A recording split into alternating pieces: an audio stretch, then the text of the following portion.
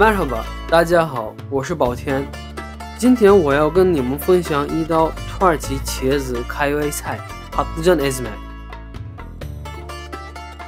把洗干净的茄子和青椒用铝箔纸包起来，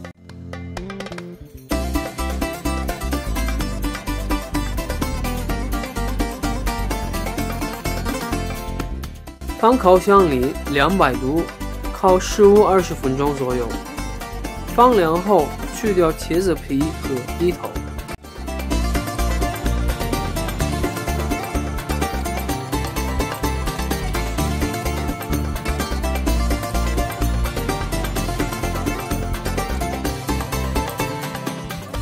烤出来的茄子水要留着。把茄子剁碎。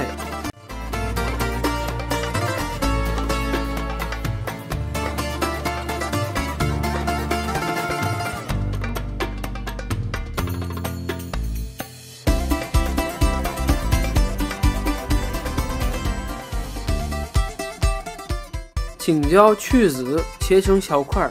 如果不是剥皮青椒，青椒皮也要去掉。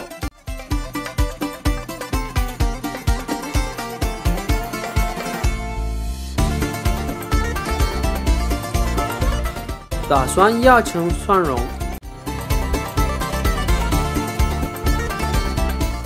番茄切成小丁。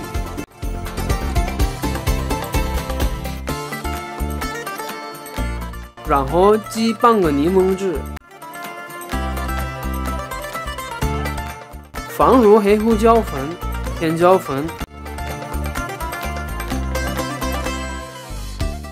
盐、橄榄油，搅拌均匀。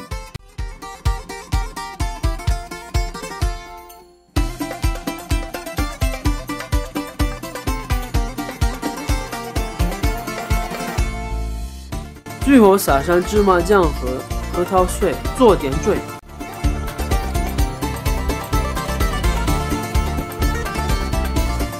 好，土耳其茄子开胃菜 patlıcan ezme 就做好了。Afiyet olsun，请慢用。